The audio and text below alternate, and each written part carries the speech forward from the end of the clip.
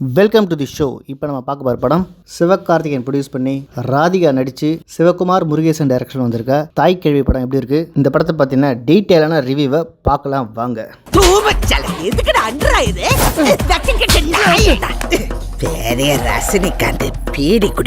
தாய் கேள்வி இந்த படம் பிப்ரவரி 27, 2026 தான் ரிலீஸ் ஆக போகுது.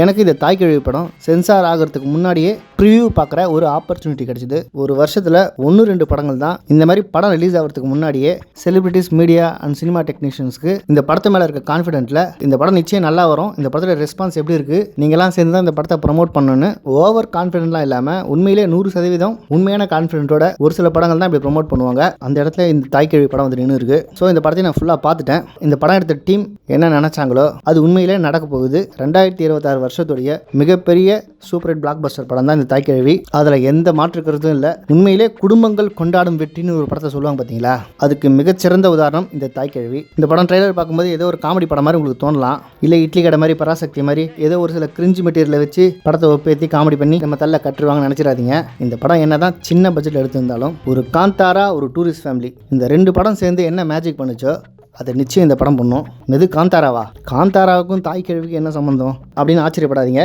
நம்மை காத்த தெய்வங்களை நம்மளும் பாதுகாக்கணும் அப்படின்ற உன்னத கருத்து இந்த படத்தில் இருக்கும். இன்டெரக்டாக டூரிஸ்ட் ஃபேமிலி சின்ன பட்ஜெட் எடுத்து எப்படி ஒரு 80 கோடி கலெக்ட் பண்ணிச்சோ அதே மாதிரி இந்த தாய் கேள்வி படமும் கிட்டத்தட்ட ஒரு 100 கோடி வசூல் எடுக்க 99% வாய்ப்பு இருக்குது. இந்த மாதிரி ஒரு சின்ன பட்ஜெட்டில் சொல்லிக்கிற மாதிரி எந்த ஒரு பெரிய ஹீரோவே இல்லாமல் ஒரு படம் இவ்வளோ பெரிய சக்ஸஸையும் இவ்வளோ பெரிய கலெக்ஷன் எடுக்குதுன்னா அதுதான் உண்மையிலே ஒரு இண்டஸ்ட்ரி ஹிட்டு. அந்த இண்டஸ்ட்ரி ஹிட்டை தான் இந்த தாய் கேள்வி படம் அடைய போகுது. இந்த வருஷம் ஆரம்பித்து தமிழ் சினிமாவில் சொல்லிக்கிற மாதிரி எந்த ஒரு பெரிய பிரம்மாண்டமான படமும் இல்லை, சொல்லிக்கிற மாதிரி எந்த ஒரு பெரிய பிளாக் பஸ்டர் படமும் இல்லை. டிடிடி ஒரு அபவ் ஆவரேஜ் படம். ஜனங்க மற்ற சினிமா மேலே இந்த கடுப்பில் அந்த படத்தை ஒரு சூப்பர் ஹிட் படமாக ஆகிட்டாங்க. ஆக்சுவலி டிடிடி ஒரு நல்ல படம், ஒரு சுமாரான ஒரு நல்ல படம். அந்த படத்தையே சூப்பர் ஹிட் ஆக்கினாங்கன்னா உண்மையிலே சூப்பராக வந்திருக்கு இந்த தாய் கேள்வி படத்தை நீங்கள் எப்படி கொண்டாடணும்? எப்போ நீ சொல்கிறதெல்லாம் இந்த படத்தெல்லாம் நாங்கள் போய் பார்க்க முடியாது. அப்படி என்ன எடுத்து வச்சிருக்காங்க? சரி, இந்த படத்தோட கதையை லைட்டாக பார்க்கலாம் வாங்க. இந்த படத்தில் நடித்த ராதிகா நிச்சயம் அடுத்த வருஷம் நேஷனல் அவார்டு வாங்க வாய்ப்புகள் அதிகம். நேஷனல் அவார்டு வாங்கினாலே இது ஒரு நல்ல படமா அப்படின்னு வெடுக்குன்னு ஒரு கேள்வி கேட்காதீங்க. நேஷனல் அவார்டில் பாலிடிக்ஸ் இருப்பது உலகறிந்த விஷயங்கள் என்றாலும் அதில் ஒரு சில நல்ல படங்களும் விருதுகளை வெல்வது உண்மைதானே. நிச்சயம் அந்த கேட்டகரியில் இந்த படத்தில் நடித்த ராதிகா மட்டும் இல்லை, இந்த படத்தோட டைரக்டரான சிவகுமார் முருகேசனும் பல விருதுகளை அல்வார் என்பதில் சந்தேகமில்லை. இந்த படத்தை பொறுத்த வரைக்கும் உண்மையிலேயே ராதிகா பேசி நடிக்கிற போர்ஷன் படம் ஆரம்பித்து ஒரு 20 நிமிஷம், படம் முடியும் போது ஒரு 20 நிமிஷம், மொத்தமாக ஒரு 40 நிமிஷம் தான் அவங்க நடமாடிட்டு இருப்பாங்க. மிச்ச நேரம் ஃபுல்லாகவே அவங்க ஹாஸ்பிட்டல் இருக்க பேஷண்ட்டு. என்னது ராதிகா பேஷண்ட்டாக படுத்ததுக்கப்புறம் படம் முழுசாக படுத்துறாதா அப்படின்னு கேட்டிங்கன்னா அதுதான் நாம் எதிர்பார்க்காத ஒன்று. அந்த அம்மா ஹாஸ்பிட்டலில் படுத்ததுக்கப்புறம் தான் படத்துடைய காமெடி களை கட்டுது. ராதிகா பிள்ளையா ஒரு 3 பேர், மருமகனா ஒருத்தர் 4, ராதிகா உசுரை காப்பாற்றியே தீர்வுன்னு கருப்புசாமி விளக்க அணையமாக பார்த்துட்டு இருக்க குடிகார கிழவன், அதுக்கடுத்து முனிஷ்காந்த், மொத்தம் இந்த 6 பேர். இந்த 6 பேர் இந்த படம் ஃபுல்லாக பண்ணுற அட்ராசிட்டி கொஞ்சம் நெஞ்சம் கிடையாது. நம் தமிழ்நாட்டில் பிறந்து வளர்ந்த பெரும்பான்மையான மக்களில் நிச்சயம் இந்த 6 பேர் அடங்கிடுவாங்க. இந்த 6 பேரில் ஏதோ ஒரு கேரக்டர் தான் எல்லா ஆம்பளைங்களும் இருப்பாங்க. படம் பார்க்குற நீங்கள் இதில் எந்த கேரக்டர் நீங்களே உங்களுக்கு பொறுத்திக்கிங்க. அப்படி ஒரு அற்புதமான கேரக்டரைசேஷன் ஒவ்வொருத்தருக்கும். அதில் ரேங்க் நம்பர் 1 சிங்கம்புலி. அவர் இந்த படத்தில் கமல் ஃபேனாக வருவார்.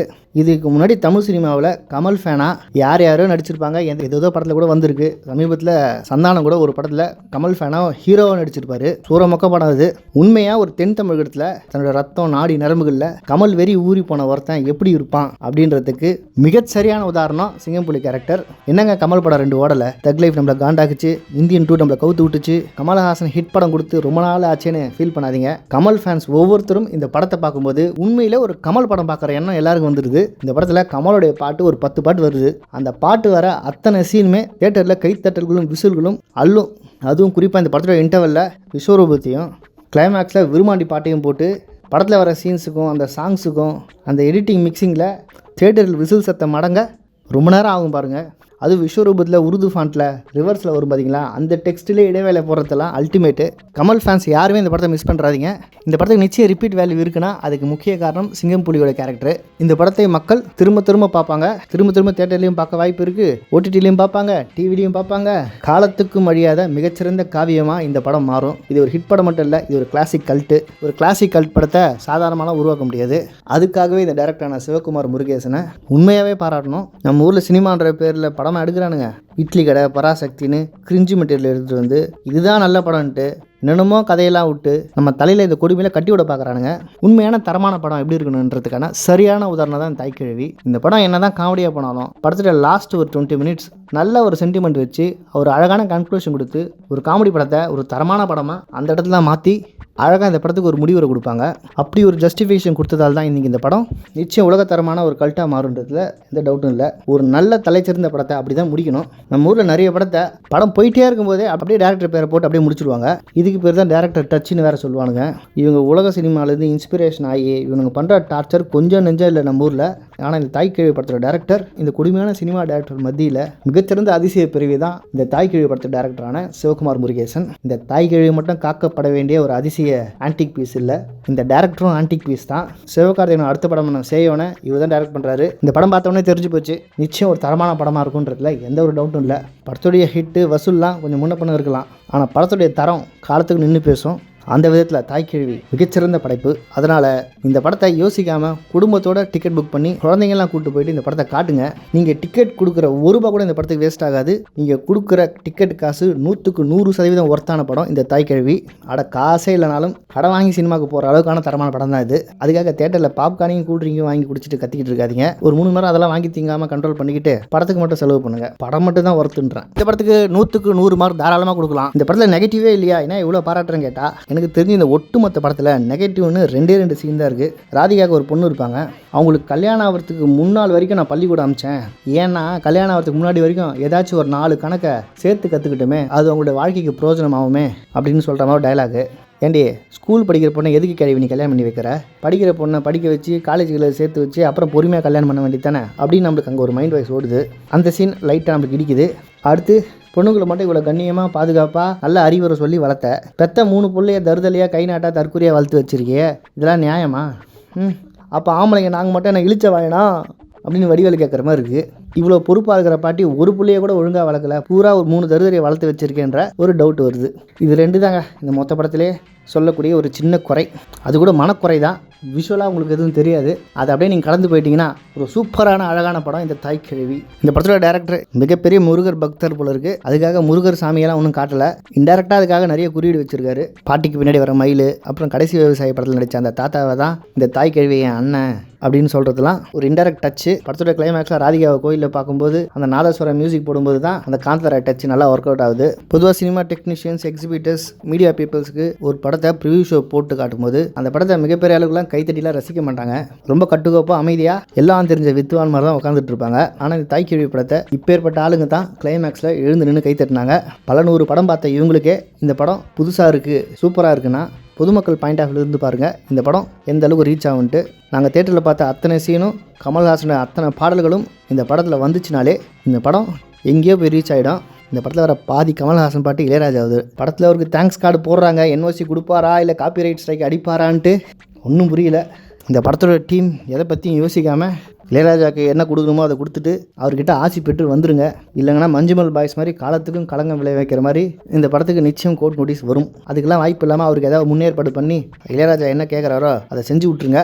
மற்றபடி இந்த தாய்க்கிழவிக்கு தமிழ்நாடே துணை நிற்கும். நம்ம தமிழ்நாட்டில் எல்லா குடும்பத்துலேயும் இது மாதிரி ஒரு தாய்க்கிழவி இருக்குது. அட்லீஸ்ட் ஊரில் தெருக்கு ஒரு கிழவியாச்சும் இப்படி இருக்கும். அதனால தான் என்னவோ இந்த படத்தை பார்க்கும்போது எல்லாருமே தன்னுடைய சொந்த பாட்டின்னு நினச்சிக்கிட்டு பர்சனலாக கனெக்ட் பண்ணி இந்த படத்தை பார்க்குறாங்க. இந்த படத்துடைய மிகப்பெரிய வியாபார யுக்தியே இதுதான். எங்கேயுமே உங்களுக்கு படம் பார்க்கும்போது இது படமாகவே உங்களுக்கு தெரியாது. இது ஒவ்வொருத்தரும் நம்ம வாழ்வில் கண்ட காட்சிகள். நம்ம தமிழ் சினிமாவில் டாப் டேரக்டர்ஸ்னு இப்போ ப்ரெசென்ட்டில் ஒரு 10 பேர் இருக்காங்க.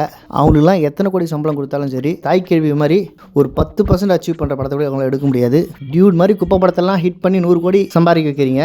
அந்த பாவத்தெல்லாம் கழிக்கணும்னா இந்த தாய்க்கிழவி படத்தை போய் பாருங்க. நம்ம அடுத்த ஜென்ரேஷனுக்கும் இந்த மாதிரியான பொக்கிஷங்கள் தான் தேவை. ஊரில் எவன் கெட்டவன், எவன் கேடு கெட்டவன், எவன் குடிகாரன், எவன் கொலகாரன், இதெல்லாம் பண்ணுறவன் தான் ஹீரோ. இதுக்கு மேலே பெருசாக பண்ணுறவன் தான் வில்லன். இவங்களுக்குள்ளே நடக்கிற மசாலா கதை தான் கமர்ஷியல் படம்ன்ட்டு நம்ம உசுரை வாங்குறானுங்க. இவனுங்க காட்டுற மாதிரியான கேரக்டரை நம்ம வாழ்நாளில் பார்த்துருக்கவே மாட்டோம். ஆனால் நம்ம பயலுங்க எதுக்கு தான் இந்த தலையில் தூக்கி வச்சு கொண்டாடுறான்னு நமக்கே தெரியாது.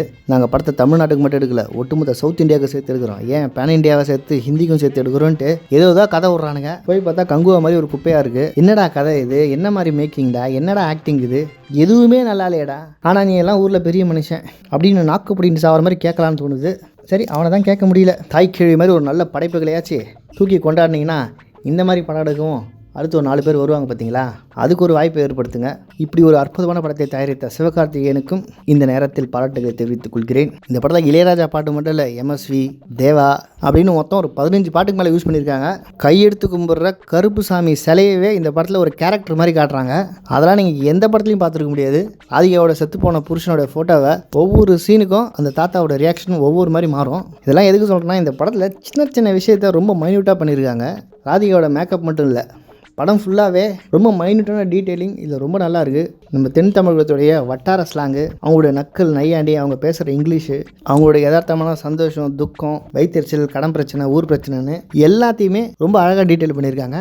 இப்படி ஒரு சின்ன வயசு டேரக்டருக்கு எப்படி இவ்வளோ ஒரு இன்டெப்த்தாக போய் இத்தனை விஷயத்தையும் அழகாக செதுக்கியிருக்காரு அப்படின்னு நினைக்கும் போது ஆச்சரியமாக இருக்குது. ஒரு கிழக்குச்சீமையில படத்தில் பாரதி ராஜா என்ன அச்சீவ் பண்ணாரோ, கிட்டத்தட்ட அதுக்கு இணையான ஒரு வேலையை இந்த படத்தோட டேரக்டர் பண்ணியிருக்காரு. இப்படி ஒரு படம் எடுக்க தன்னோட நாடி நரம்பு எல்லாத்துலேயும் சினிமாவை மட்டும் ரசிச்சிருக்க மாட்டாங்க. தன்னுடைய வாழ்நாளில் தன்னை சுற்றி நடந்த அத்தனை விஷயங்களையும் ரசித்து ஒரு அழகியலாக பார்த்தா மட்டும்தான் இப்படி ஒரு காவியத்தை எடுக்க முடியும். அப்பேற்பட்ட ஆற்றல் இந்த படத்தில் இயக்குனரான சிவகுமார் முருகேசனுக்கு இருக்குதுன்னு நினைக்கும் போது கொஞ்சம் பொறாமையாக தான் இருக்குது. அடுத்த படத்தில் சந்திப்போம். எனக்கு எல்லாம் தெரியுமா, உன்னை பத்தி தெரியும், எல்லாம் தெரியுமாவில.